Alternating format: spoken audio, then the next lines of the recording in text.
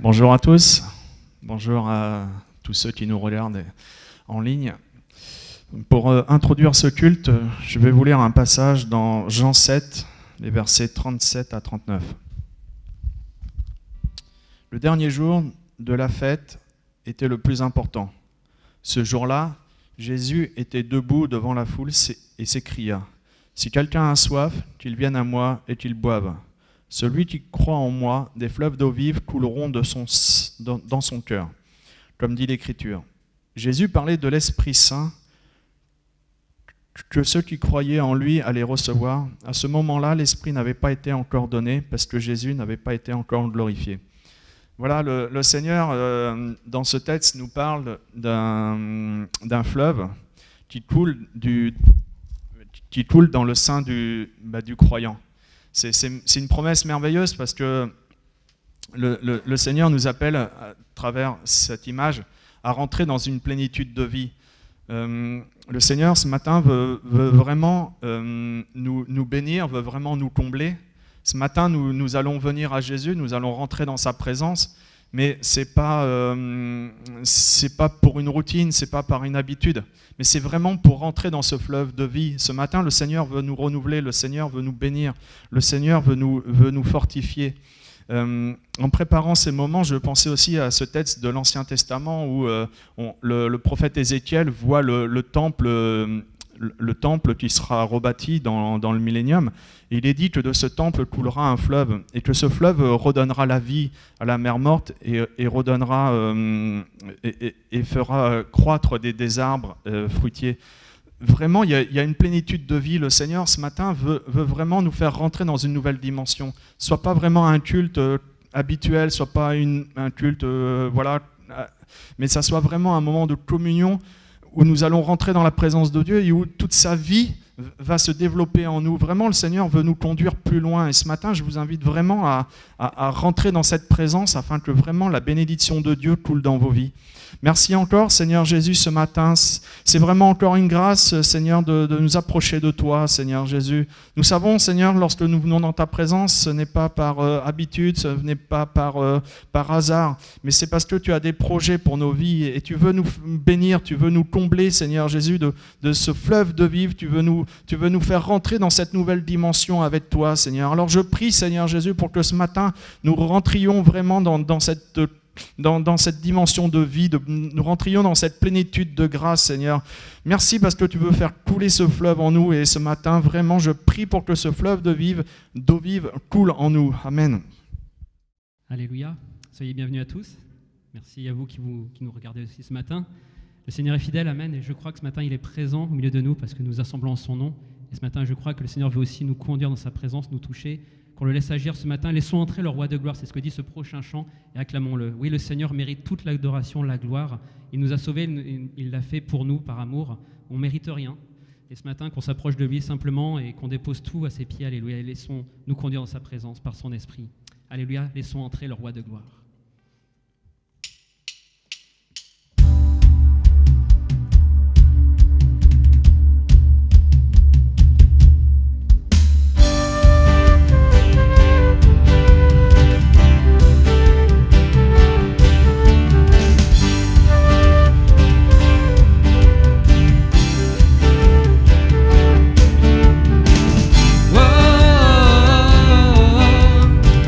Oh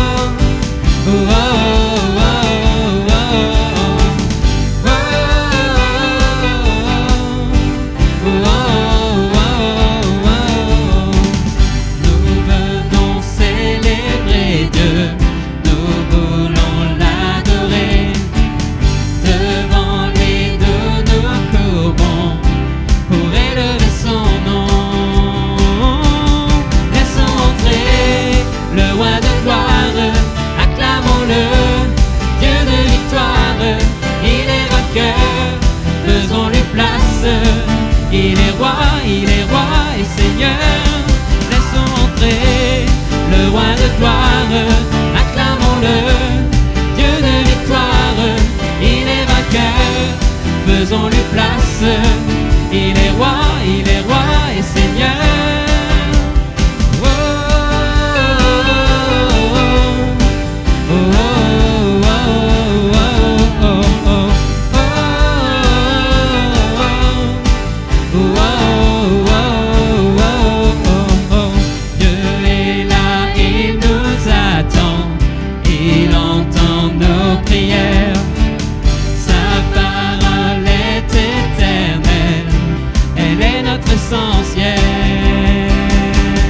Laissons entrer le roi de gloire, acclamons-le, Dieu de victoire, il est vainqueur, faisons-lui place, il est roi et Seigneur.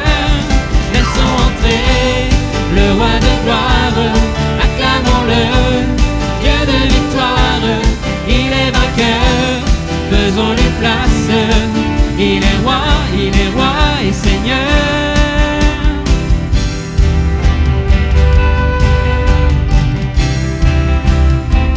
Oui, ce matin, accueillons-le, notre Dieu.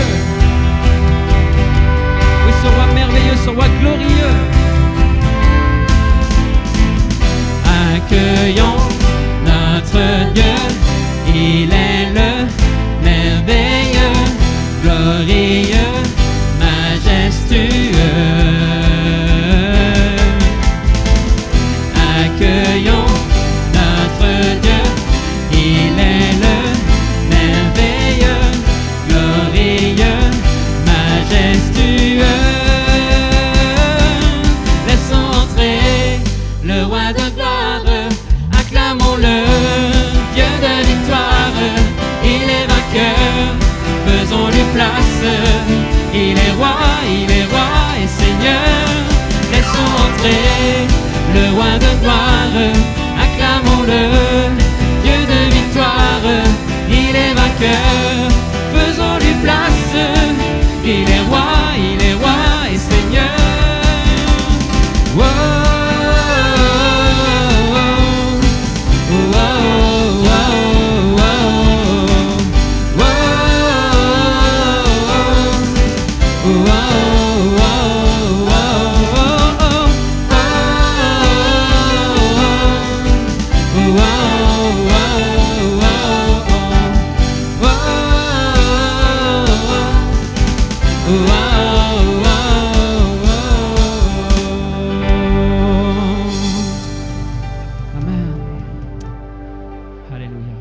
Dieu est avec nous, il est fidèle, il se soucie de nous.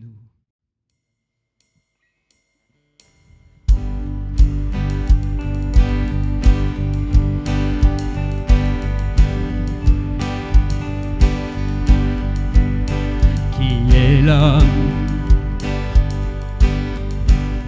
que tu te souviennes de lui? Quel est-il que tu t'occupes de lui? Libéré de tant de mots, tant de frontières, relâché de l'étreinte des chaînes. Non, rien ne pourra m'arrêter. Proclame-le. Non, rien ne pourra m'arrêter. Mon cœur ne peut s'empêcher de chanter. Tout en moi veut s'écrier, car toi seul est glorifié. Emmanuel, Dieu avec nous. Mon cœur chante un chant nouveau, affranchi de mon fardeau. Emmanuel, Dieu avec nous.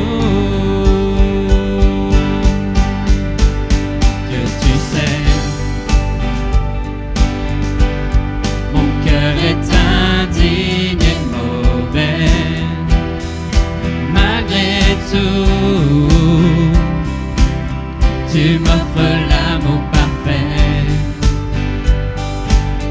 Non, rien ne pourra m'arrêter. Non, rien ne pourra m'arrêter. Mon cœur ne peut s'empêcher de chanter. Tout en moi veut s'écrier, car toi seul est glorifié. Emmanuel, Dieu avec nous, Dieu avec nous.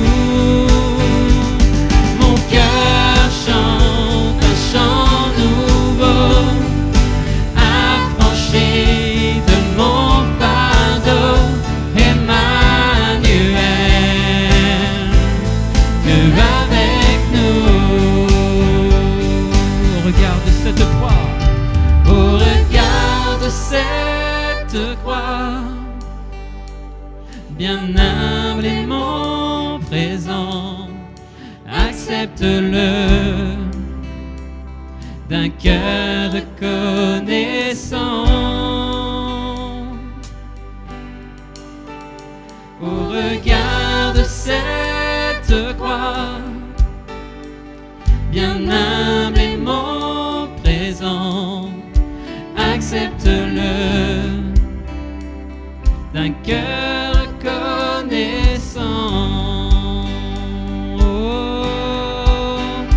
Au regard de cette croix, bien humblement présent, accepte-le d'un cœur reconnaissant.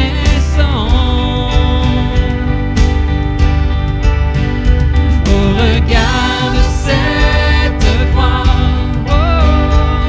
bien humblement présent, accepte-le d'un cœur reconnaissant.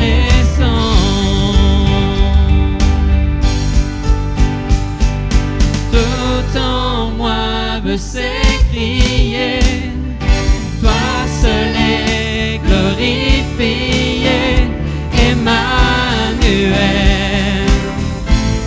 Dieu avec nous, Dieu avec nous.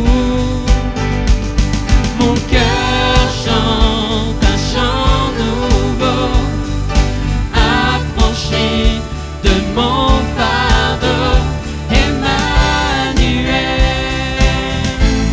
Dieu avec nous. Emmanuel, Emmanuel,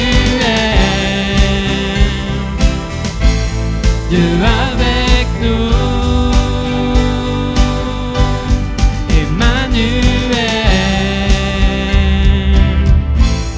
Dieu avec nous. Prenons-le. Au regard de cette croix, bien humblement présent, accepte-le d'un cœur reconnaissant.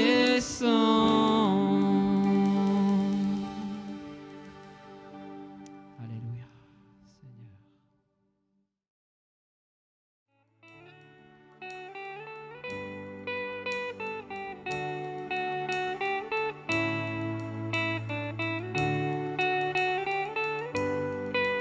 Tiens mon cœur dans les mains qui ont façonné les cieux. Conduis-moi par ta grâce déversée à la croix.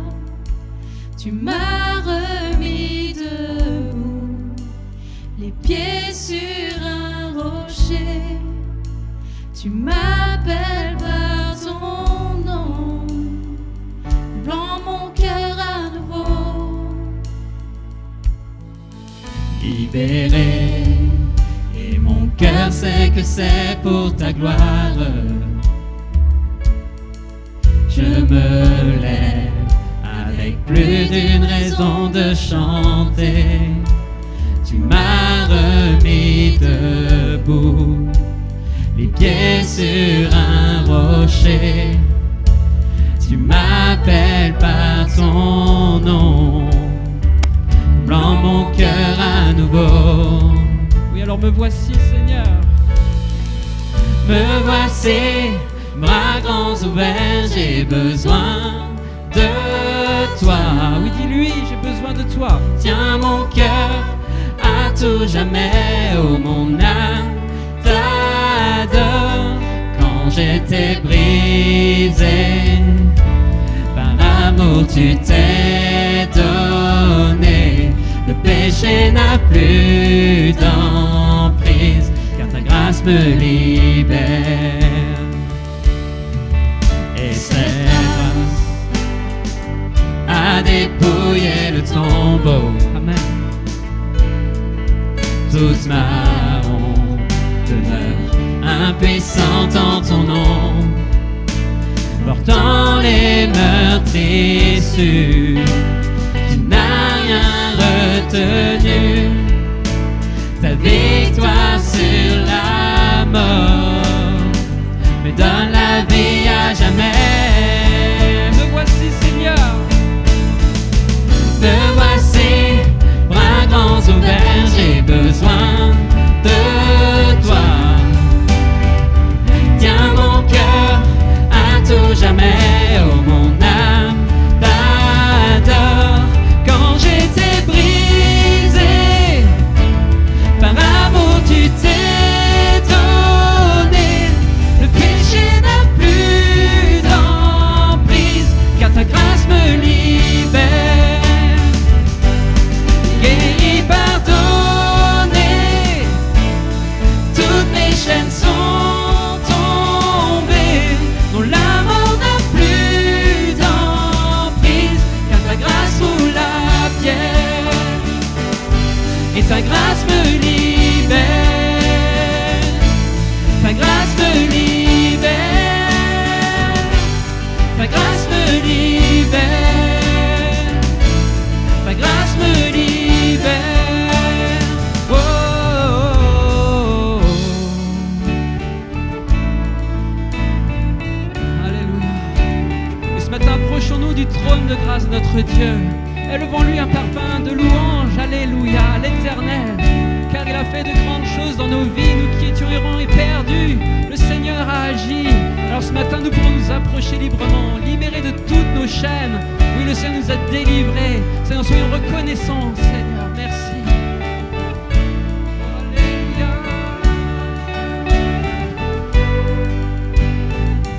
Me voici, bras grands ouverts, j'ai besoin de toi.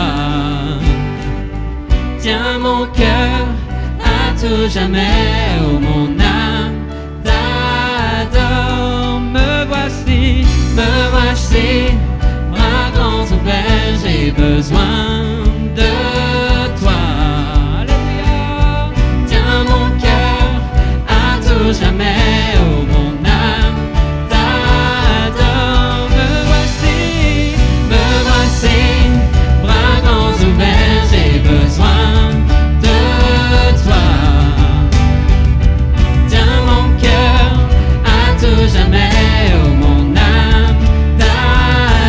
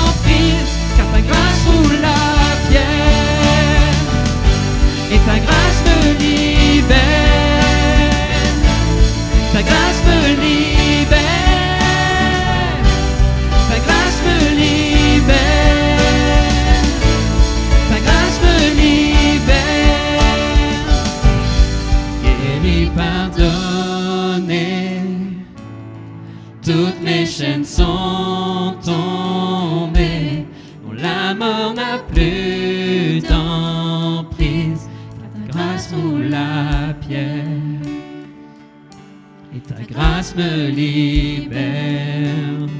Oh, ta grâce me libère. Ta grâce me libère. Ta grâce me libère. En restant en sa présence.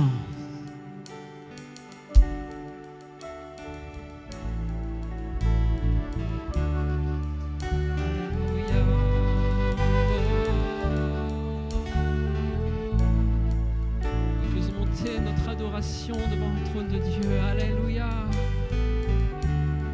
Jésus. Oh, tu es Dieu, mon sauveur. Plus grand bien, mon trésor, c'est toi. Oui, tu tiens nos cœurs, Seigneur. Tu tiens nos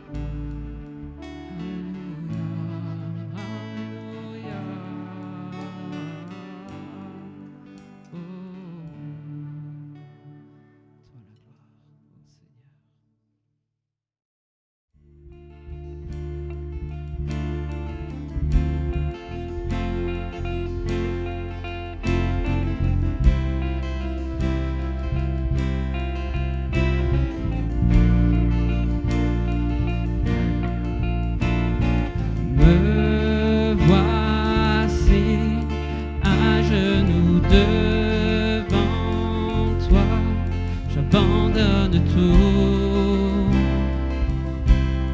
j'abandonne tout.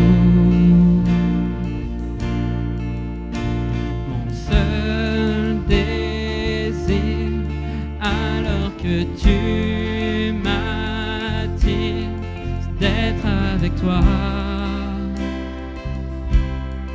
Être avec toi,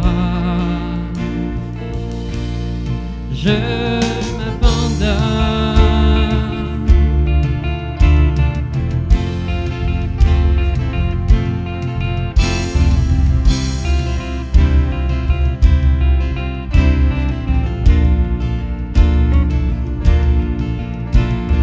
Par ta grâce, viens inonder mon âme.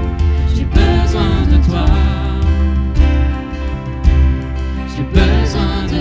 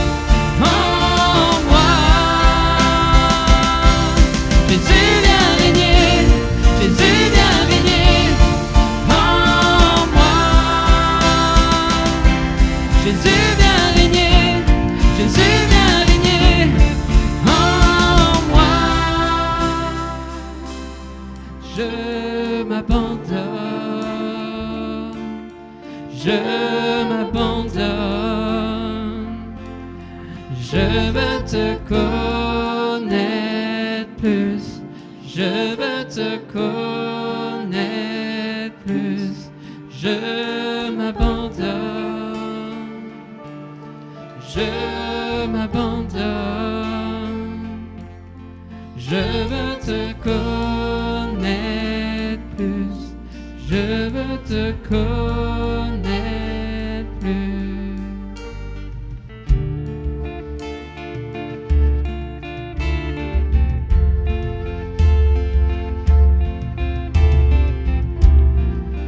Et approchons-nous du Seigneur ce matin.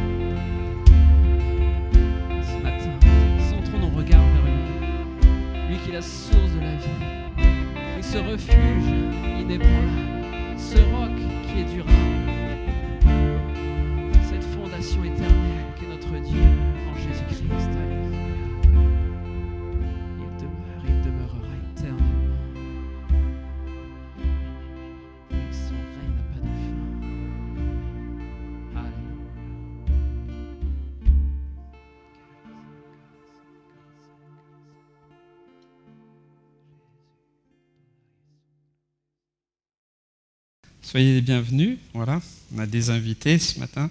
Soyez les bienvenus, les parents d'Adrien. Voilà, vous êtes les bienvenus. Et découvrirez qu'il y a quelqu'un qui habite votre région, enfin, qui est originaire de votre région de Bourges. Hein. Voilà, donc vous pourrez faire les connaissances dans un petit village à côté, je crois. Voilà. Merci Seigneur pour ce temps de partage.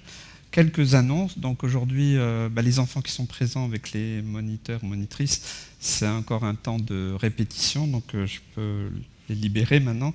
Voilà, si vous voulez aller, ceux qui veulent, s'il y a assez d'enfants, on peut.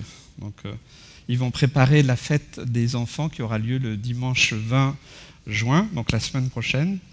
C'est un temps où il y aura des chants, scénettes, témoignages, partage. Donc c'est un temps aussi où vous pouvez aussi inviter d'autres personnes. Voilà, dimanche prochain, le 20 à 10h. La réunion de prière sur Zoom, le mardi soir, à 20h. Et puis donc, comme le culte est diffusé en live, il sera disponible aussi dans l'après-midi, puis à partir de maintenant, donc il sera disponible. Voilà. Je pense qu'au niveau des annonces, je ne pense pas avoir oublié. Si vous avez besoin de Bible, vous pouvez voir Xavier. On a quelques Bibles. Si vous avez besoin de tracts gratuits, on en a. Voilà. Quoi que ce soit, vous pouvez aussi demander aux membres du conseil. C'est aussi, on a bientôt nos assemblées générales, donc le 4 juillet. Donc c'est l'occasion aussi de pouvoir faire le point où on en est par rapport à cette année 2020 qui était un peu compliquée, mais le Seigneur nous a fait la grâce d'être encore là. Merci Seigneur pour ta parole. Merci pour ton œuvre, Seigneur Jésus. Je loue ton nom, Seigneur. Seigneur, c'est vers toi que je viens. Personnellement, je n'ai rien à dire, Seigneur, sinon d'ouvrir ma bouche pour proclamer, Seigneur, ta parole. Alors, Seigneur, que ça porte du fruit pour des personnes présentes, pour ceux qui nous regardent, qui nous regarderont, Seigneur, que ça puisse vraiment, Seigneur Jésus, être un impact dans les vies et dans les cœurs, dans le nom de Jésus. Amen. Merci, Seigneur. Amen. Alors, je pense que nous sommes heureux d'être réunis, même si aujourd'hui on est un petit peu moins nombreux parce que je pense qu'il y a l'effet déconfinement.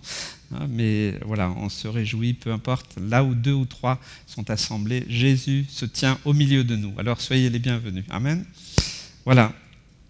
Est-ce que quelqu'un a déjà vécu une guérison dans sa vie ? Qu'est-ce qui peut proclamer que Dieu l'a guéri un jour ? Voilà. Je parle quand la médecine ne peut rien, bien sûr, parce que le Seigneur est tout puissant pour agir. Quand on vit cela, et moi-même, avec ma famille, si je suis Jésus-Christ aujourd'hui, c'est au départ parce que Dieu a guéri la maman, paralysée, et Dieu l'a guérie en un instant. Ça n'arrive pas tous les jours, mais c'est quelque chose de puissant qui a marqué la vie de ma famille, mais aussi ma propre vie, et ça a eu un impact, et c'est pour ça aujourd'hui que je le sers. Et j'ai vu durant mon ministère beaucoup de personnes guéries de toutes sortes de choses, mais j'aimerais qu'on aille un petit peu plus loin que la guérison physique. Il faut aller au-delà. Je pense que la guérison ne se limite pas uniquement au physique. Alors, depuis qu'on est arrivé en Normandie avec mon épouse, en 2004, on a constaté, en parcourant un peu toute la Normandie, en allant à droite, à gauche, un peu dans Calvados, la Manche, l'Orne, eh bien qu'il y a beaucoup de croyances dans cette région de Normandie, un peu peut-être comme ailleurs, mais particulièrement. Beaucoup, on appelle les toucheurs, les rebouteux, les magnétiseurs, les coupeurs de feu. La liste est très longue, mais on a remarqué que en Normandie, c'est très ancré, c'est très habituel. Par exemple, dans la campagne normande, eh bien, très facilement, les gens font appel à ces personnes parce qu'ils cherchent des solutions. Et donc, on voit que la guérison, la recherche de guérison, c'est un vrai business pour beaucoup de personnes. Il y a toutes les médecines parallèles et tout ça. Donc, c'est vraiment un intérêt de beaucoup parce qu'aujourd'hui, bien, les gens veulent retrouver leur santé, que ce soit physique ou psychique. Mais quand on parle de la guérison divine, eh bien, c'est bien plus que ça.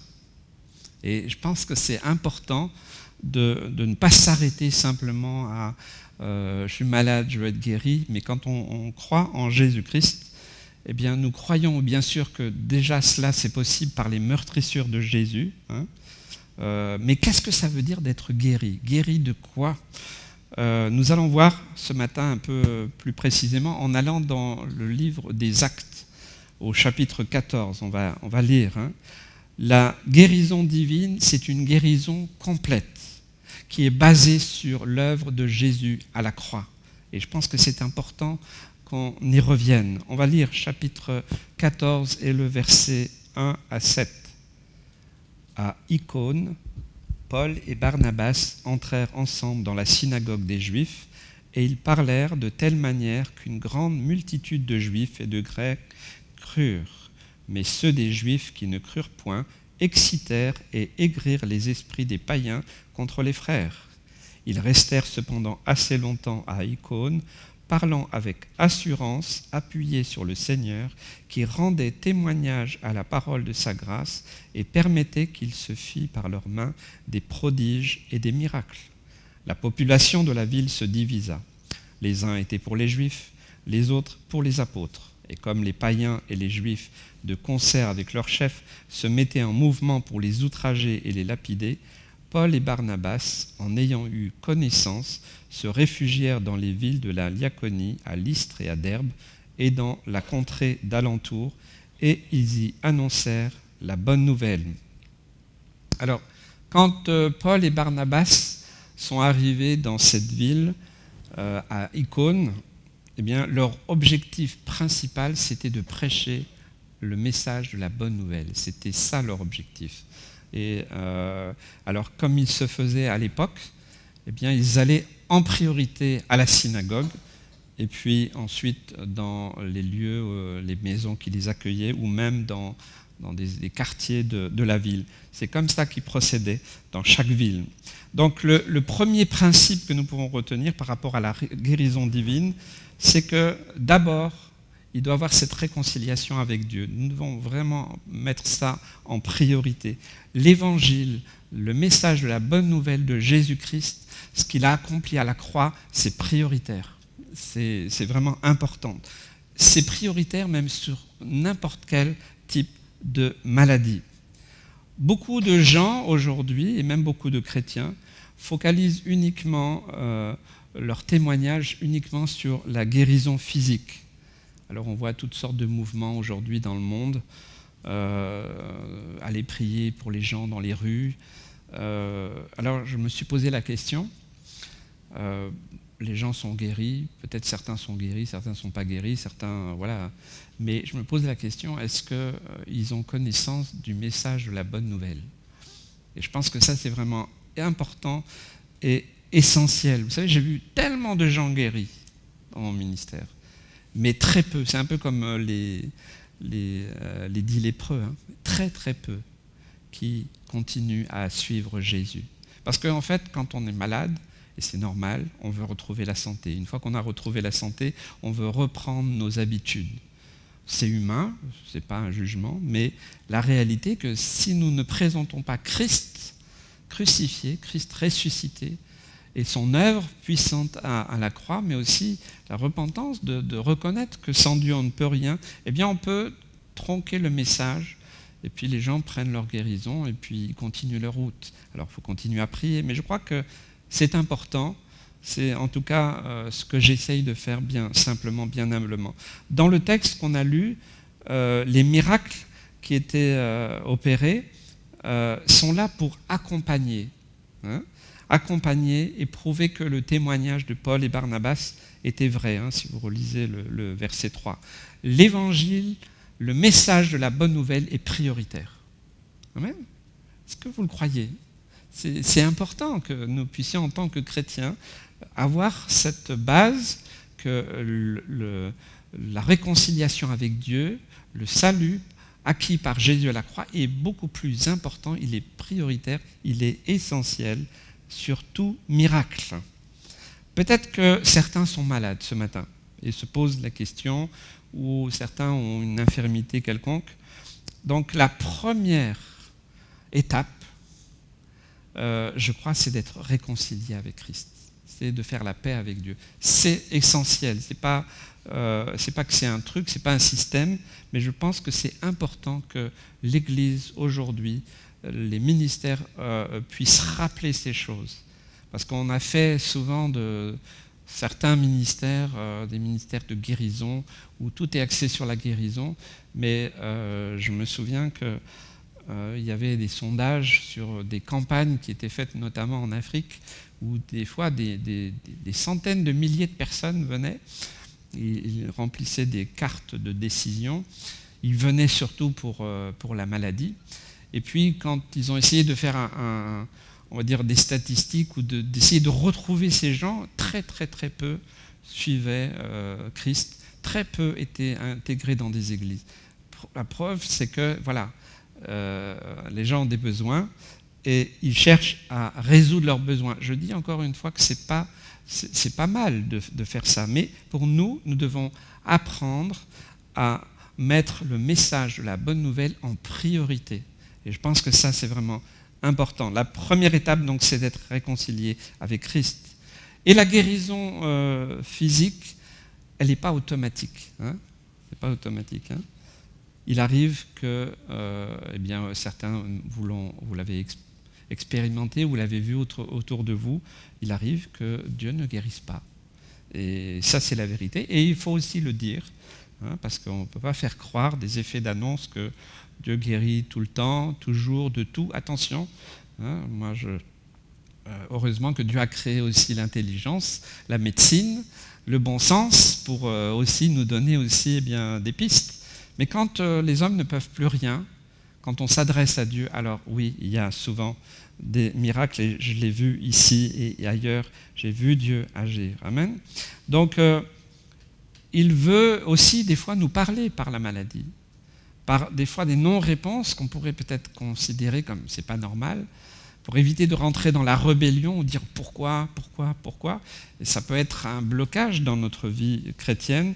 Et bien des fois, c'est simplement aussi pour être un témoin de ce que Dieu veut accomplir, et que le principal pour nous, et je crois que c'est de plus en plus vrai, le principal, c'est d'être sauvé. C'est où vas-tu passer l'éternité? Est-ce que tu sais où tu vas passer l'éternité? Ça me semble essentiel. Et il y a des textes qui disent, on peut monter avec une jambe en moins, un bras, un œil, mais l'essentiel est d'être sauvé. Parce que quand nous serons là-haut, nous serons changés en un instant, et notre corps, tel que nous le voyons, sera changé. Alors, il n'y aura plus de problème. Quelquefois, des fois, j'ai la migraine, donc j'aurai plus ça. Certainement, vous avez des douleurs, c'est des fois à nos âges, on a des fois des douleurs un peu partout. Ça sera terminé, amen. Mais ça sera dans l'éternité, dans le ciel. Jésus le dit, il vaut mieux entrer au paradis infirme qu'en enfer, même si on a été guéri. Axer tout le message sur la guérison, sans apporter le message du salut, c'est conduire des gens en bonne santé en enfer. C'est ce que je pense. Donc attention, il faut faire attention, parce qu'il peut y avoir une dérive. Peut-être que certains autour de vous, et des fois dans les familles, c'est des fois difficile de témoigner, parce qu'ils savent que vous êtes malade, et vous dites que vous priez, et puis ils viennent, mais attends, tu ne m'as pas dit que tu avais un Dieu qui guérissait, toi? Regarde, tu es toujours malade. Et ça vient un peu attaquer notre foi, ça vient nous déstabiliser, des fois nous faire douter. Et que répondre? Que dire? Oui, non, j'y crois, je crois. Alors le fait que nous persévérons dans le fait que Jésus a tout accompli à la croix et qu'il peut très bien nous guérir, ce n'est pas qu'il ne veut pas, il peut très bien, mais nous respectons aussi, nous nous soumettons à son esprit, à sa parole. Donc, quand on n'est pas guéri, c'est souvent là qu'il y a une crise de foi, on dirait. Parce qu'on se pose plein de questions. Alors, vous avez des religieux qui vont vous dire « ouais, c'est parce que vous avez un péché ». Vous en avez d'autres qui vont vous dire « vous n'avez pas assez de foi ». Et d'autres qui vont vous dire « vous ne priez pas de la bonne manière ». Et vous avez tout un lot de personnes, même des chrétiens, qui vont vous raconter tout un tas de choses. Mais vous êtes là, vous luttez. Vous avez un problème que les autres n'ont pas forcément conscience, parce qu'on n'est pas à la place des autres. Et puis vous vous demandez qu'est-ce que je vais faire. Donc de toute façon, quand on n'est pas guéri, ça va créer des incompréhensions. Nous devons le savoir, parce que la plus grande des guérisons, c'est d'être sauvé. Amen. Jésus a accompli cette œuvre. Oui, par ses meurtrissures, nous sommes guéris. Mais attention, aussi, comment nous prenons ça comme une obligation? Non, c'est vrai, je pense qu'il faut être sage.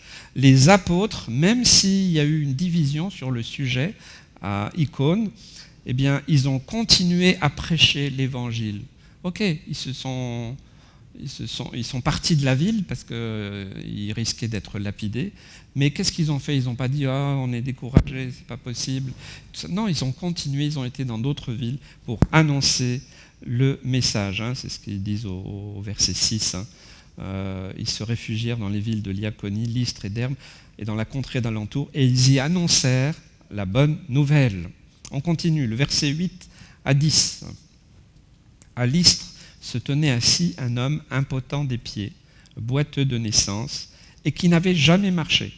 Il écoutait parler Paul, et Paul, fixant les regards sur lui et voyant qu'il avait la foi pour être guéri, dit d'une voix forte, « Lève-toi droit sur tes pieds », et il se leva d'un bond et marcha. Donc, la guérison physique, elle n'est pas automatique, mais elle intervient des fois dans des circonstances particulières. Vous voyez, ma mère a été guérie parce que c'était le moyen que Dieu a eu pour ma famille, pour les amener jusqu'à Christ. Mais il y a eu la suite. La guérison n'était qu'une circonstance que Dieu a mis en place. On peut être tous témoins de guérison, eh bien plus ou moins avérée, bien sûr, aussi par la médecine. Je pense que c'est bien aussi de ne pas dire j'ai été guéri, mais certains disent j'ai été guéri d'un rhume. Il faut faire attention. Bon, faut être un peu. Il faut faire attention aussi quand on parle de guérison divine, de ne pas le mettre à toutes les sauces. Si vous allez voir dans les hôpitaux, dans les urgences, la liste des gens qui sont vraiment malades, qui ont des grosses pathologies. Après, peut-être que vous réfléchirez un petit peu avant de parler. Le boiteux de naissance, là, qu'ils ont rencontré, lui, il est né comme ça. Il est né infirme. Donc, ce n'est pas une maladie, c'est une infirmité. On ne voit pas à quel moment il aurait péché ou fait quelque chose pour qu'il soit boiteux. Attention à ce type de déclaration, celui-ci il est malade parce qu'il a fait ceci ou cela. Attention, ça peut arriver, mais ce n'est pas la règle continuelle. C'est comme dans les évangiles, il est question d'un aveugle de naissance. Et les disciples demandent à Jésus, est-ce que c'est à cause de ses péchés? Est-ce que c'est à cause de ses parents qu'il est aveugle? Et Jésus répond, ni l'un ni l'autre, mais c'est plutôt pour que la gloire de Dieu se manifeste. Alors là, c'était clairement identifié. Et donc on trouve donc un autre principe biblique qui est important par rapport à la guérison. Elle sert de témoignage à la gloire de Dieu. Toujours. J'ai rencontré des gens pour qui j'ai prié et qui n'ont pas donné la gloire à Dieu. Quelle tristesse, même des chrétiens. Alors, il faut, comme Jésus a dit, il faut rendre à César ce qui est à César. Si c'est la médecine, si le chirurgien, eh bien voilà, merci Seigneur, vous pouvez dire merci. Mais si c'est vraiment sans intervention humaine, alors là, c'est vraiment une guérison qui glorifie le nom du Seigneur. Et Dieu peut aussi utiliser bien ce qu'il a mis autour de nous, et c'est aussi pour sa gloire. La gloire de Dieu ne doit pas se prendre à la légère, parce qu'il en va de la réputation et de l'honneur de qui est Dieu, et personne ne peut voler la gloire à Dieu. Je pense que ça, c'est vraiment des principes bibliques. Certains ont peut-être commencé à prier. Je sais pas, vous savez, prier pour les malades, c'est pas seulement les ministères, vous pouvez tous prier. Vous n'avez pas besoin de... Si quelqu'un, vous vous trouvez dans une situation où il y a quelqu'un qui est malade, et vous n'avez pas besoin d'appeler le pasteur. Vous pouvez appeler, mais vous pouvez aussi prier.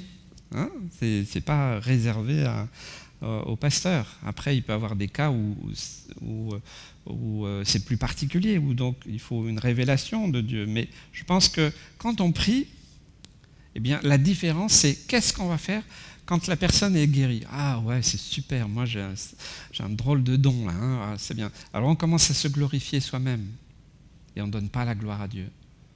Moi je dis souvent, Seigneur, je suis un serviteur inutile, je ne suis rien, je ne peux rien et je ne mérite rien. Tout est grâce et tout est pour ta gloire. Amen. Apprenez à toujours donner la gloire à Dieu. Des fois il guérit, des fois il ne guérit pas. Et je disais cette semaine à quelqu'un, la différence peut-être entre une personne qui peut prier et puis s'arrêter parce qu'elle veut absolument que la personne soit guérie, et elle va en faire une affaire personnelle, elle va prier, puis comme la personne n'est pas guérie, elle va se décourager, elle va douter. Vous voyez, c'est ce que j'ai expliqué à cette personne cette semaine. Moi, je ne m'occupe pas du résultat, parce que ça ne dépend pas de moi. Moi, je ne guéris personne. Le résultat, c'est l'affaire de Dieu. Ce qu'il nous a demandé, c'est d'avoir la foi et de croire. Et de dire, je vais prier avec toi, je vais prier pour toi. Mais on s'en remet à Dieu. Amen. Je pense que ça, c'est vraiment important, que nous puissions non pas nous glorifier nous-mêmes, mais de glorifier le nom de Jésus. Dieu répond à la détresse des cœurs. Des fois, nous pouvons voir des situations et puis ne pas voir réellement, parce que notre vision est voilée, parce que nous ne connaissons pas vraiment la personne. Et heureusement que Dieu répond. Quand un malheureux crie, l'Éternel entend. Quand quelqu'un crie, quand il souffre, peut-être seul et qu'il a l'impression qu'il n'est pas compris par les autres, Dieu entend. Et ça, c'est merveilleux. Il peut utiliser qui que ce soit pour accomplir son œuvre. Amen. Parce qu'il veut travailler avec nous. D'autres sont dans des souffrances physiques horribles, terribles. Et j'ai déjà vu des situations. Je me rappelle une personne pour qui j'avais prié, qui était dans un hôpital psychiatrique. Et c'est son épouse, qui était vraiment en détresse.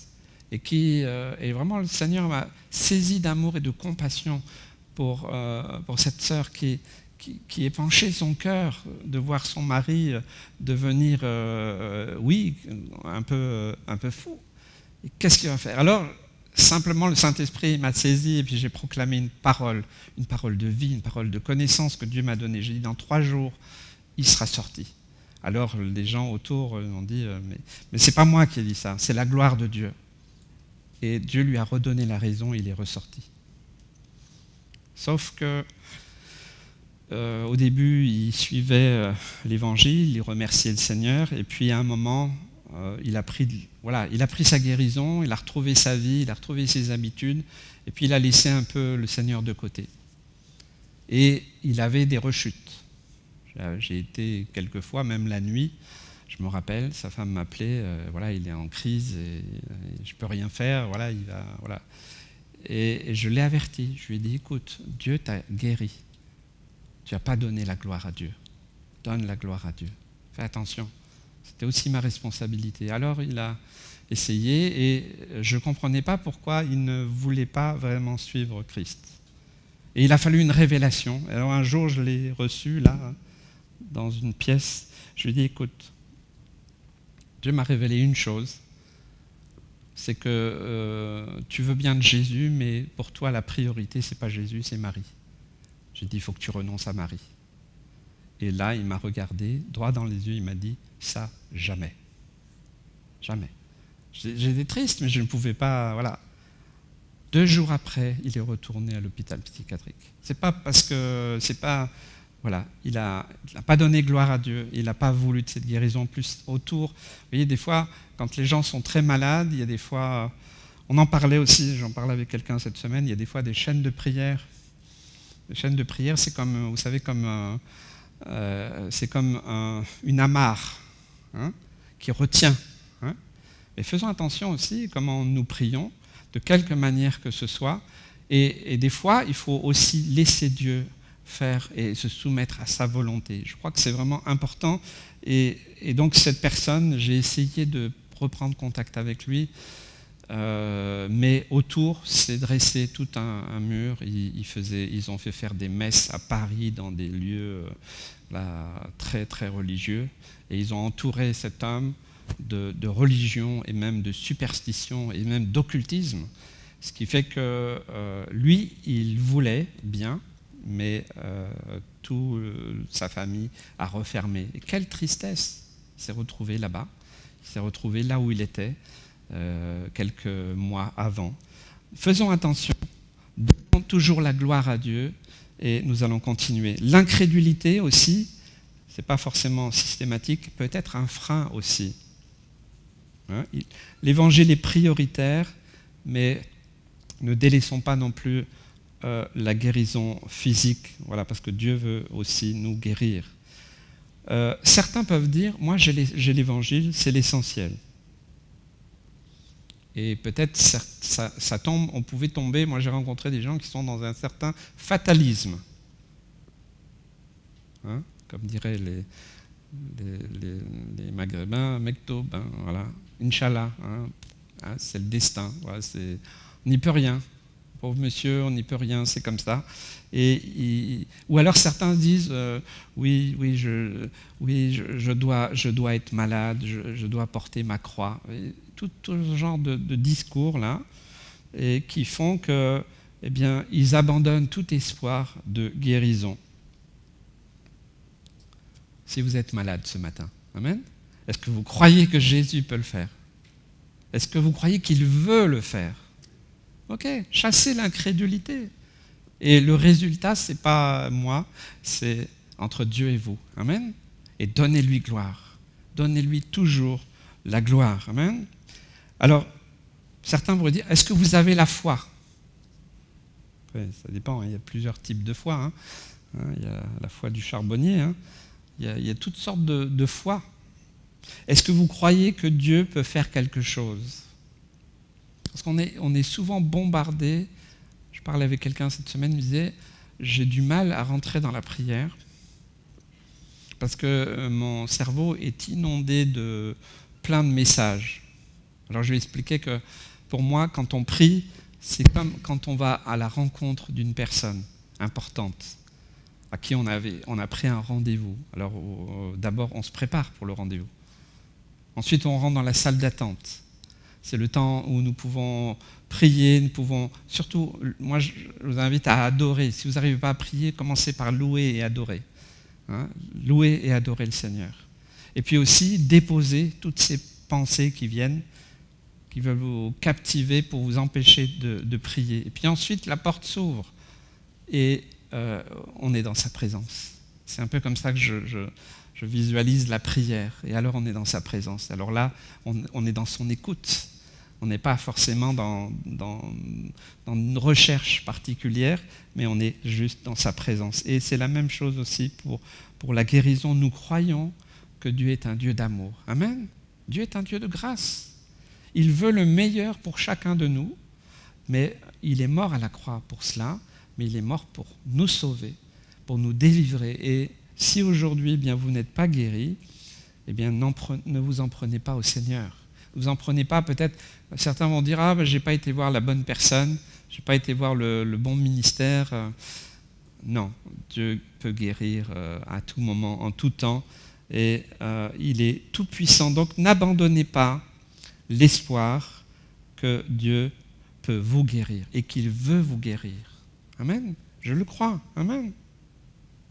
Il y a des fois des non-réponses de Dieu. Des fois, Dieu ne répond pas. Vous savez, heureusement que Dieu ne répond pas à toutes nos prières. Moi, je m'en suis rendu compte après coup. Ah mince, si j'avais prié pour ça, heureusement que Dieu ne m'a pas écouté. Hein, parce qu'il sait, il nous connaît. Okay.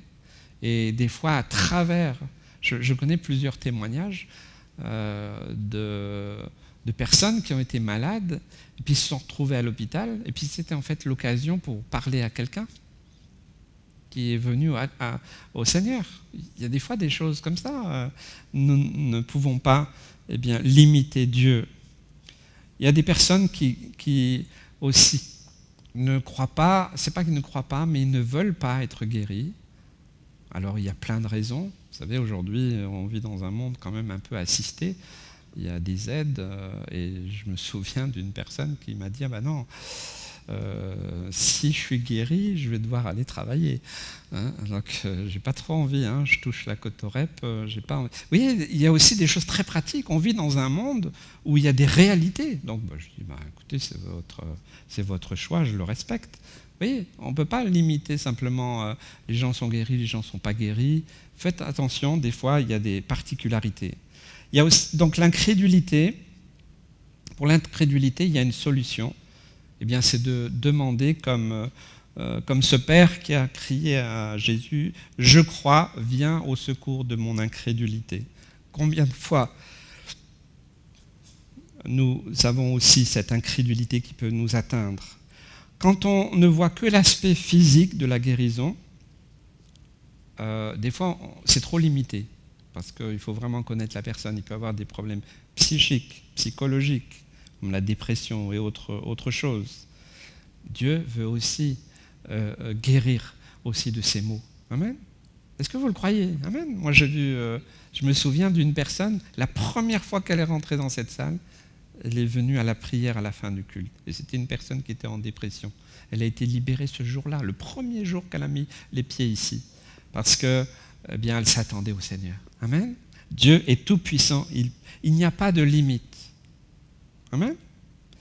Un rappel, et je l'ai déjà dit, mais parce qu'il y a des fois des confusions. Certains ministères, certaines églises, certaines dénominations disent arrêtez vos traitements. Ça, c'est une folie. Hein, voilà, c'est vraiment une folie. Nous respectons ce que Dieu a donné. Il a donné l'intelligence. Et nous ne pouvons pas être contre la médecine. Il faut être sage. Et il a permis que la médecine se développe. Moi, je dirais, le médecin soigne et Dieu guérit. Même en utilisant la médecine, même en utilisant la chirurgie, Dieu a aussi son mot à dire. Hein. Je sais qu'il y a une sœur là qui travaille dans les urgences. Hein. Et je pense que chaque fois, sans doute qu'elle doit prier intérieurement. Hein. Voilà, donc ça contribue à ce que la personne aussi puisse être rétablie. Voilà, nous ne pouvons pas nous opposer à ces choses-là. Acte 14, versets 11 à 18. À la vue de ce que Paul avait fait, la foule éleva la voix et dit en langue laconienne, les dieux sont sous une forme humaine sont descendus vers nous. Ils appelaient Barnabas Jupiter et Paul Mercure parce que c'était lui qui portait la parole. Le prêtre de Jupiter, dont le temple était à l'entrée de la ville, amena des taureaux avec des bandelettes vers les portes et voulait de même que la foule offrir un sacrifice. Les apôtres Barnabas et Paul, ayant appris cela, déchirèrent leurs vêtements et se précipitèrent au milieu de la foule en s'écriant « Ô hommes, pourquoi agissez-vous de la sorte ? Nous aussi, nous sommes des hommes de la même nature que vous, et vous apportant une bonne nouvelle, nous vous exhortons à renoncer à ces choses vaines pour vous tourner vers le Dieu vivant qui a fait le ciel et la terre, la mer et tout ce qui s'y trouve. Ce Dieu, dans les âges passés, a laissé toutes les nations suivre leur propre voie, quoiqu'il n'ait cessé de rendre témoignage de ce qu'il est, en faisant du bien, en vous dispensant du ciel les pluies et les saisons fertiles, en vous donnant la nourriture avec abondance et en remplissant vos cœurs de joie, à peine purent-ils, par ces paroles, empêcher la foule de leur offrir un sacrifice. Alors vous voyez là, ces hommes, ils ont vu tous ces gens de cette ville, ces religieux, ils ont vu que par la prière de Paul et Barnabas, cet homme infirme de naissance a été guéri. Alors eux, ils ne rendent pas gloire à Dieu, ils veulent rendre gloire aux hommes. Ils veulent même veulent faire des sacrifices et ils ont commencé à les appeler Jupiter et Mercure. Et ça peut être le danger. Vous voyez, on voit, ils ont déchiré leurs vêtements. C'est un signe très clair pour les Juifs. Vous voyez, moi qui suis d'origine juive, à chaque fois qu'il y a un décès, par exemple, les hommes, lors de l'inhumation, ils vont déchirer leur chemise en signe de deuil, en signe de tristesse, de souffrance. Et donc là, ils sont complètement ils sont affolés, Paul et Barnabas. Qu'est-ce qu'on va faire ? Donc ils déchirent leurs vêtements et puis ils disent « Mais non, c'est pas ça. Nous, on est venus vous apporter le message de la bonne nouvelle. » Et je pense que ça, c'est essentiel. Ils veulent donner la gloire à Dieu, ils ne veulent pas la récupérer. Et des mouvements aujourd'hui, des ministères prennent et volent la gloire de Dieu. C'est le danger. C'est le danger de prêcher les miracles et de ne pas prêcher le salut et la repentance. C'est le danger. On va dire, dans une balance, ça bascule. Du coup, ce n'est plus Dieu qui est au centre, mais celui dont Dieu s'est servi, qui est alors idolâtré. Et ça crée de la séduction. C'est ce qu'ont fait les hommes à Lystre. Ils se sont focalisés sur Paul et Barnabas plutôt que Dieu qui avait opéré la guérison à travers eux. Donc même si vous priez pour quelqu'un qui est guéri, merci Seigneur, ok, mais ne prenez pas trop la grosse tête, il faut continuer à prier. Et même si vous priez pour quelqu'un et qui n'est pas guéri, continuez à prier. Ne vous arrêtez pas, n'attendez pas le résultat, mais faites ce que Dieu vous a demandé, c'est de croire et de prier et de laisser le Seigneur qui s'occupe du résultat.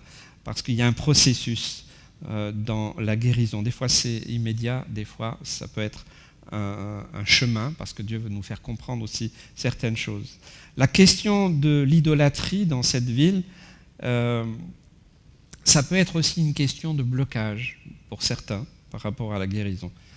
Nous pouvons avoir des idoles, c'est pas seulement des statues, mais ça peut être dans nos cœurs, des choses qui sont... Une idole, c'est quelque chose qui est prioritaire à Dieu, quelque chose qui est plus important. Alors, certains vont essayer d'y réfléchir. Qu'est-ce qui est le plus important pour moi dans ma vie, dans ma relation avec Dieu, puis après dans les relations peut-être avec ma femme, mon mari, mes enfants.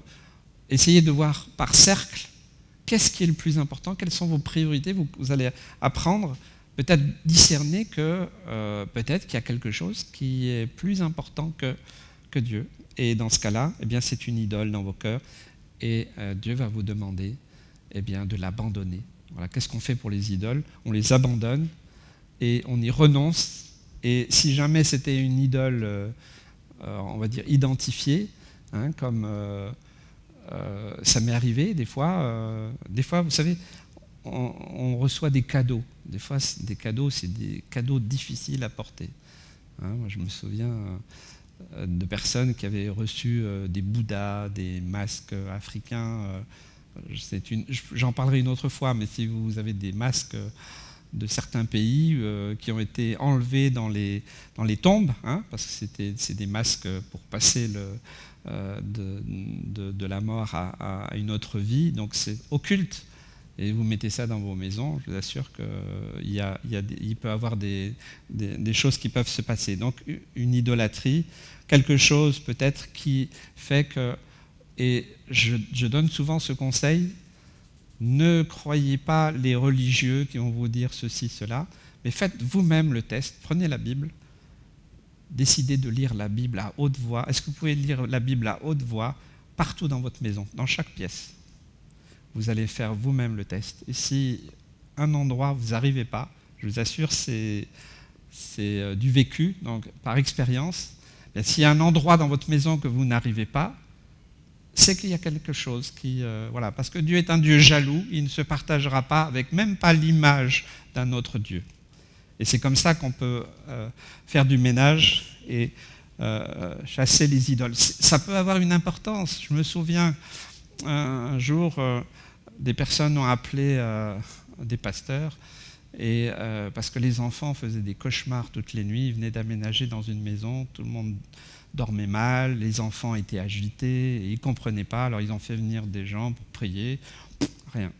Puis ils appellent mon père, puis mon père, c'était un homme rempli de l'Esprit de Dieu, et il a demandé à Dieu qu'est-ce qu'il y a, pourquoi ces enfants n'arrivent pas à dormir, pourquoi ils font des cauchemars et tout ça. Et il s'est mis à sonder le mur, et à un endroit, ça sonnait creux. Donc il a dit, il faut ouvrir là. Ils ont ouvert, et il y avait une statue avec des chapelets, tout ça, il y avait carrément on va dire un mausolée, un lieu saint intérieur. Donc ils ont pris tout ça, puis ils ont tout cassé, ils ont brisé, au nom de Jésus, et la paix est revenue, et ces enfants n'ont plus jamais... Vous voyez, ça peut être... des fois, il faut être très pratique, hein, parce que des fois, il y a des choses comme ça qui peuvent...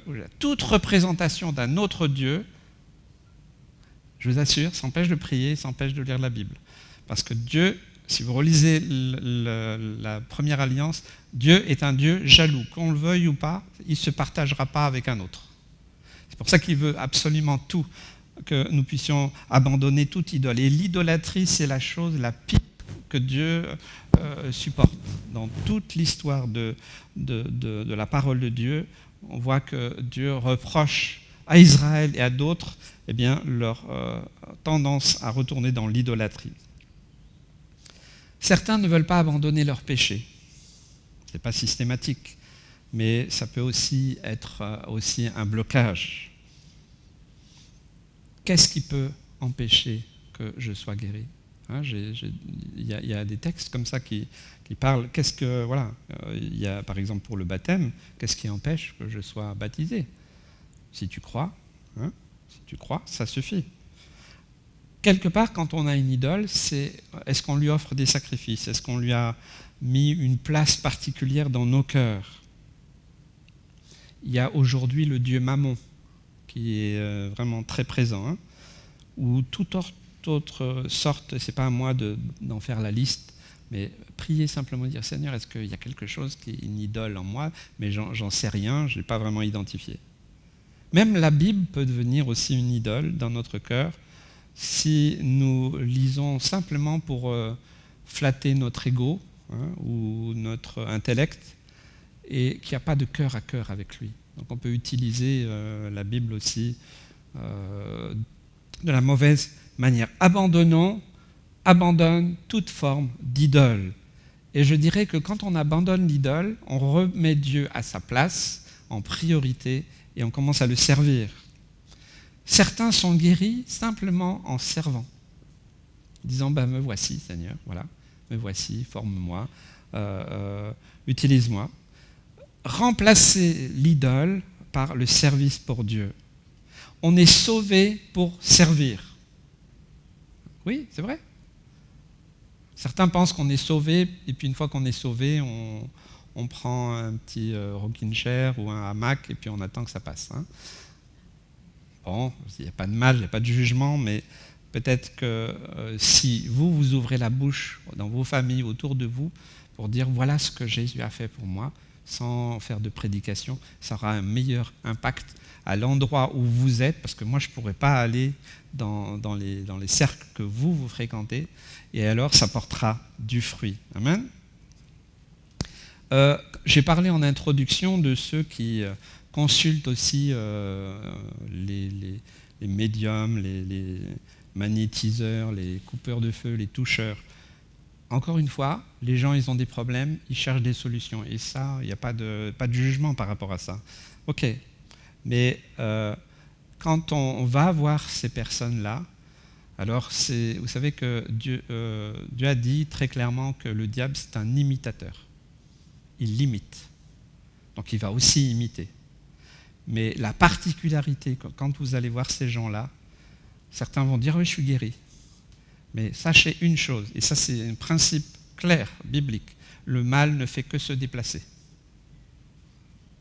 Le mal peut passer d'un endroit du corps à l'autre, et c'est encore avec sérieux et expérience que je veux vous dire ça, soit d'un endroit du corps à un autre, soit d'une personne à l'autre.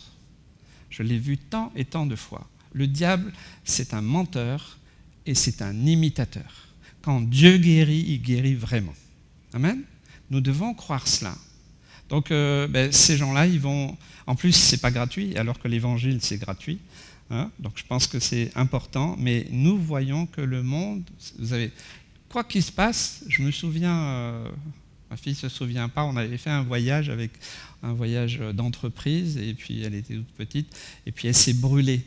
Et j'ai vu un homme, on était à table, je ne sais pas si tu te souviens, un homme a couru, il a dit « je vais couper le feu ». Je me suis levé comme en furie pour l'arrêter. « Non, vous ne touchez pas à ma fille.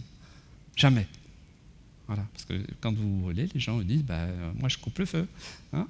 Et en plus, mais en aucun cas, je ne voulais, ni pour moi, ni pour ma famille, avoir de contact avec l'occulte, avec la sorcellerie, avec toutes ces choses que j'ai pu voir, pas seulement en Afrique, vous savez, ça existe aussi partout en Europe, hein, mais ça s'appelle différemment, on enrobe ça un petit peu. En Afrique, c'est simple, vous savez où est le marabout, où est le sorcier. En France, c'est un peu caché, mais ce n'est pas moins important non plus. Hein. Donc, c'est clair que ceux et celles qui vont voir ces gens-là, eh bien, prennent un risque. Et je pense que simplement que moi, quand je prie pour les gens, je leur demande, est-ce que vous avez eu des contacts avec ces toucheurs? Si vous avez eu, bon, voilà, moi je ne suis pas là pour vous juger, mais je vais prier pour vous, mais moi je veux donner la gloire à Dieu. Donc renoncez, demandez pardon à Dieu de l'avoir fait, vous étiez dans l'ignorance, et ensuite je prie pour vous. Vous voyez ? Toujours donner la gloire à Dieu. Sinon, après, les gens ils vont voir le pasteur, ils vont voir le toucheur, ils vont voir tout le monde, et puis après, leur guérison, c'est certainement pas pour Dieu.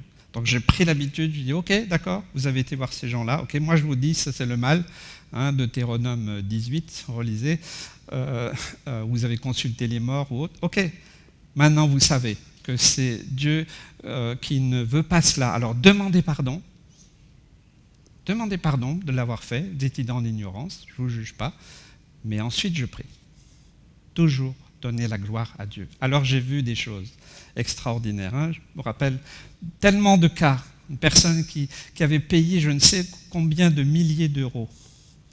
Et une espèce de je ne sais pas qui, là, qui est venu, lui a mis sur son terrain, il a mis du sel, il a mis, j'allais dire du poivre. Ma femme dirait du sel et du poivre, on fait une vinaigrette. Non, mais voilà, toutes sortes de choses, mais ce qui lui avait coûté très cher. Et puis elle devait faire ceci, elle devait faire cela, elle devait... Ok. Et elle est venue, et c'est pareil. Elle m'a dit, moi je me suis confiée, je lui ai dit, écoutez, oui je comprends, vous cherchez une solution. Je lui ai dit, renoncez à ça quand vous allez rentrer, brûlez tout ça. Ok, elle a dit, d'accord. Alors j'ai prié. Et ce pourquoi elle est venue, ce pourquoi elle avait dépensé tant d'argent, c'était résolu dans la même semaine.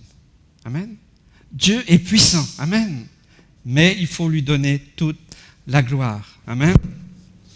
J'ai rencontré aussi des toucheurs ou des gens qui pratiquent l'occultisme qui n'étaient pas en bonne santé eux-mêmes.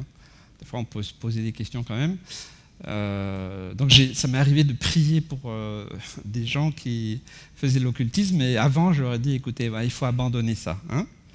Nous sommes dans un monde qui ne croit plus en Dieu, qui a renoncé à ses valeurs chrétiennes, la France et l'Europe, mais qui croit à toutes sortes de choses qui sont tout autour. Les gens vont vous dire Dieu, oui, bon, ouais, de toute façon vous êtes une secte, vous, c'est facile, on est une secte. Par contre, quand ils vont voir le rebouteux ou autre, ils n'oublient pas de lui donner un peu d'argent, et ils sont coincés et ils sont harponnés par cela. Nous vivons dans un monde comme ça. Donc il faut remettre, je sais que mon épouse, là où elle travaille, souvent elle dit, quand elle entend quelqu'un, tu devrais aller voir, tu as un eczéma, tu devrais aller voir truc, et Monique, je témoigne, elle leur dit non, ne faites pas ça. Ne faites pas ça. Je pense que nous avons aussi une possibilité d'alerter aussi les gens, de conseiller sans leur dire « Ah bon, pourquoi ?» Voilà, parce que le diable est un menteur, un imitateur, et que le mal ne fait que se déplacer, mais on peut prier pour vous. Il faut proposer la prière, et vous savez, il y a très peu de gens qui refusent. Donc, ça c'est important. On va continuer, on va bientôt terminer. Toujours acte 14, verset 19. Alors survinrent d'Antioche et d'Icône des Juifs qui gagnèrent la foule et qui, après avoir lapidé Paul, le traînèrent hors de la ville, pensant qu'il était mort. Mais les disciples l'ayant entouré, il se leva et entra dans la ville. Le lendemain, il partit pour Derbe avec Barnabas. Quand ils eurent évangélisé cette ville et fait un certain nombre de disciples, ils retournèrent à Lystre, à Icône et à Antioche, fortifiant l'esprit des disciples, les exhortant à persévérer dans la foi et disant que c'est par beaucoup de tribulations qu'il nous faut entrer dans le royaume de Dieu. Ils firent nommer des anciens dans chaque église et après avoir prié et jeûné, ils les recommandèrent au Seigneur et en qui ils avaient cru. Donc, malgré toutes les tribulations, vous voyez, ils ont laissé Paul pour mort. Ils l'ont lapidé, et puis donc les disciples l'ont entouré, et puis il est revenu à la vie, il s'est relevé. Formidable, c'est déjà un miracle. Donc tout au long du livre des Actes, on voit qu'il ne faut pas idéaliser le temps des apôtres, c'était un temps de persécution puissant, qui agissait partout. N'oubliez pas, c'était sous domination romaine, et les Romains, ce n'étaient pas vraiment des enfants de cœur. C'était pas vraiment une armée ou une domination pacifique, certainement pas. Donc beaucoup ont été blessés, beaucoup ont été tués aussi durant cette grande aventure de la foi. Je dirais comment l'évangile nous a parvenu, comment l'histoire de l'Église est venue. C'est formidable si vous vous intéressez. Regardez, cherchez des ressources, parce que c'est formidable ce que Dieu a fait. Amen. Donc ils n'étaient pas tous guéris, mais ils persévéraient dans le service de Dieu et l'annonce de la bonne nouvelle. Ça, c'est ce que nous devons retenir. Donc si jusqu'à aujourd'hui tu n'es pas guéri et que tu en fais une affaire vraiment physiquement, psychiquement, ne te décourage pas comme les apôtres. Amen. Persévère, tiens bon, crois. Amen. La persévérance dans la foi, c'est une clé. C'est aussi un verrou divin. Simplement, des fois, simplement en servant Christ, eh bien, certains sont guéris. Je me souviens d'une personne ici, il y a des années, qui est venue, il n'arrivait plus à bouger son genou. Et vous savez quand est-ce qu'il a été guéri? Dans la louange. Il n'a même pas demandé la prière. Il s'est juste rendu compte dans la semaine, il m'a téléphoné, il m'a dit « Mais j'arrive à monter les escaliers maintenant. » Dieu l'avait guéri, renouvelé dans la louange, alors qu'il glorifiait le nom du Seigneur. Amen. Voilà. Je me rappelle, mon père était malade, très malade, parce que ma mère avait reçu cette vision pour aller là en Afrique. Elle avait eu une vision très particulière d'un Touareg qui l'appelait, un peu comme ça s'est passé dans la parole de Dieu. Et puis elle en a partagé à mon père, mais mon père, il ne voulait rien savoir. Et donc il a eu un mal de ventre. Vous savez, des fois quand on est contrarié, quand on n'est pas bien, des fois ça vient sur le physique. Et son mal de ventre, il a duré des mois, hein, et son mal de ventre s'est arrêté le jour, l'heure, la minute où il s'est soumis à Dieu. Il a dit « Ok Seigneur, ok, d'accord, je suis d'accord, j'ai compris ». Des fois, il y a aussi de l'insoumission de notre part. Ça peut nous bloquer aussi. On voit aussi que les apôtres et disciples se sont réunis pour jeûner et prier. C'est aussi une clé pour la guérison, la persévérance dans la prière, l'annonce de l'évangile. Il y a besoin aussi des fois de prière et d'intercession et aussi de persévérer aussi dans l'épreuve. Combien de fois je l'ai pu l'expérimenter, vous avez pu l'expérimenter, même dans certaines souffrances, Dieu vous a donné la persévérance et ça a apporté quelque chose dans votre vie. Vous avez grandi, vous avez mûri, vous êtes plus comme vous étiez parce que vous avez compris que vos regards n'étaient pas seulement sur votre maladie, sur ce que vous ressentiez. Vous savez, faire attention, pas devenir des chrétiens sentimentaux, hein, je sens pas. Non, c'est pas équilibré. Mais nous croyons à la parole de Dieu, à la puissance de Dieu, et nous restons dans la foi. Amen. Donc, faisons attention aussi. Je l'ai dit. Des fois aussi, on peut être malade par notre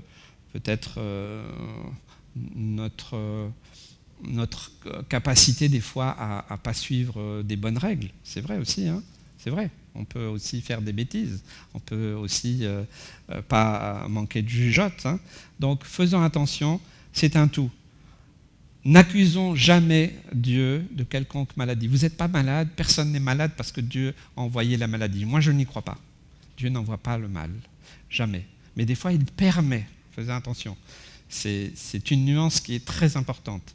Dieu n'envoie pas le mal, mais il peut le permettre. Hein, comme Job, comme le diable est allé voir Dieu, lui a dit, bah oui, mais d'accord, mais lui, Job, il a tout ce qu'il veut, là. Vas-y, fais ceci, enlève-lui ça. Et des fois, Dieu permet. C'est l'épreuve de notre foi. Mais je dirais, et pour en avoir parlé avec d'autres pasteurs, cette période de Covid a fait différentes choses dans les mouvements chrétiens, dans les églises, mais beaucoup sont plus affermis qu'il y a plus d'un an.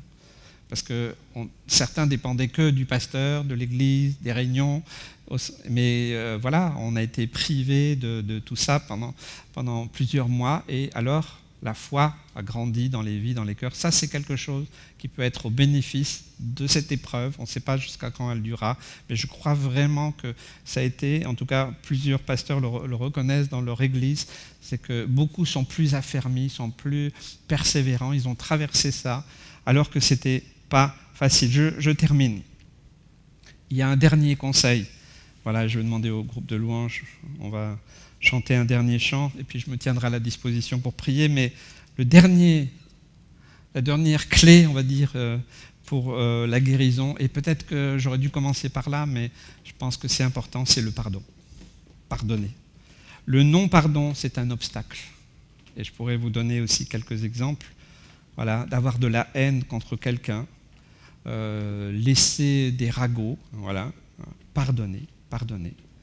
Quand on refuse de pardonner, d'abord, le premier visé, vous savez, l'autre, il continue sa route. Hein. Le premier impliqué quand on ne pardonne pas, c'est nous-mêmes. Nous nous faisons du mal à nous-mêmes quand nous ne pardonnons pas. Quand nous n'avons pas pardonné à l'autre, c'est une autre étape. Parce que l'autre, elle doit accepter. Et ce n'est pas toujours le cas. Mais la première chose, c'est d'abord de demander pardon à Dieu en priorité. Hein, et puis ensuite, après, si c'est possible, qu'il y ait une réconciliation, c'est possible. Des fois, ce n'est pas possible. Mais la priorité, je pense que c'est d'abandonner toute haine, toute aigreur. Et je pense que ça, c'est vraiment important que nous puissions avoir cette notion dans toute notre vie chrétienne, si nous voulons grandir, si nous voulons vivre aussi des guérisons, quelles qu'elles soient, eh bien apprenons aussi à pardonner, à demander pardon à Dieu en premier. Je vous assure, j'en parlerai une autre fois, parce que des fois on pense qu'il faut absolument aller demander pardon à la personne, l'autre personne elle n'est peut-être pas prête. Puis elle n'est pas du tout embêtée par ce qui vous préoccupe vous. Lui, il continue sa route, hein, parce qu'il est persuadé d'avoir raison. Donc ce n'est pas la première chose, c'est nous offensons Dieu quand nous ne pardonnons pas. Parce que c'est clair quand Jésus l'a dit, si vous ne pardonnez pas, je ne vous pardonnerai pas non plus. Prions pour que Dieu nous conduise à grandir. Et si vous voulez être guéri, pourquoi pas aujourd'hui? Amen. Il ne faut jamais limiter Dieu, jamais dire peut-être qu'il y a des conditions. Non. Voilà, je pense que vous avez entendu la parole de Dieu. Et je crois pleinement que Dieu est un Dieu qui guérit. Amen. Priez aussi pour ceux qui souffrent autour de vous. Amen. Que le Seigneur soit béni. Merci. Je me tiens à votre disposition à la fin du culte pour prier pour ceux qui le veulent. Et on s'attend au Seigneur. Amen. C'est aller vers le Seigneur et dire « Seigneur, fais grâce ». Amen. Et le Seigneur fera grâce. Amen. Que Dieu vous bénisse. Amen. Merci Seigneur pour sa parole. On va terminer ensemble avec ce dernier chant. Il m'a sauvé. Oui, je raconterai ses merveilles. Il m'a libéré, transformé, racheté.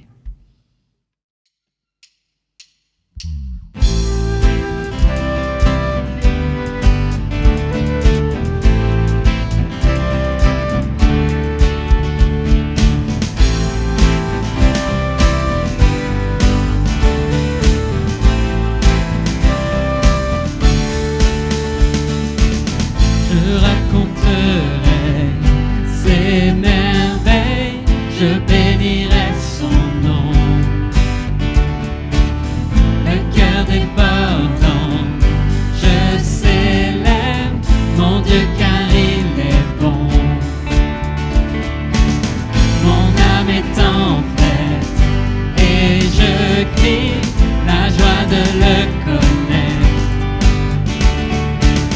Je n'ai pas honte de Jésus, car il m'a fait renaître. Il m'a sauvé, il m'a guéri, il m'a libéré, transformé, il m'a racheté, il m'a sauvé, il m'a sauvé. Il m'a guéri, il m'a libéré, transformé, il m'a racheté.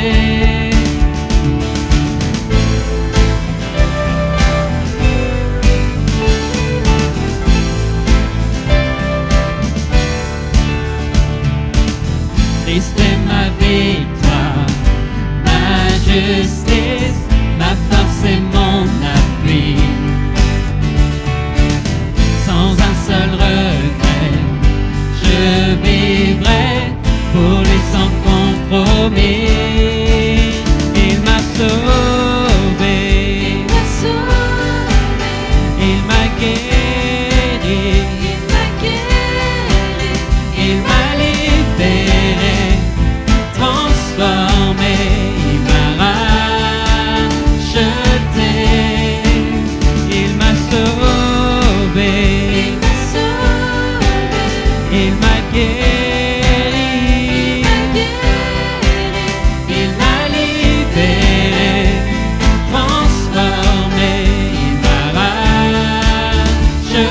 sauver.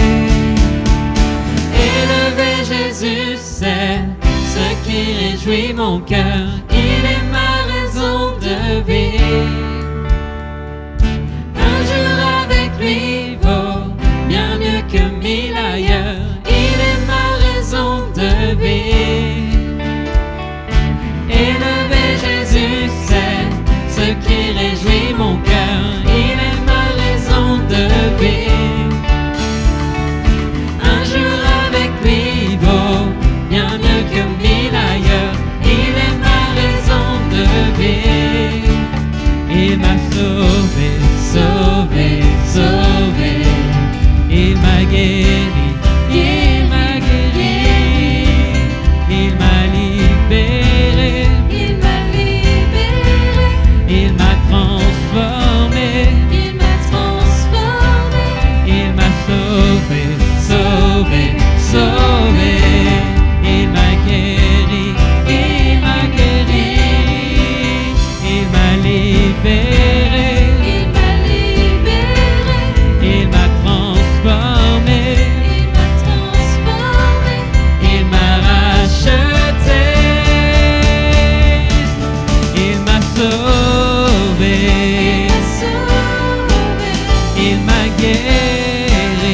il m'a guéri.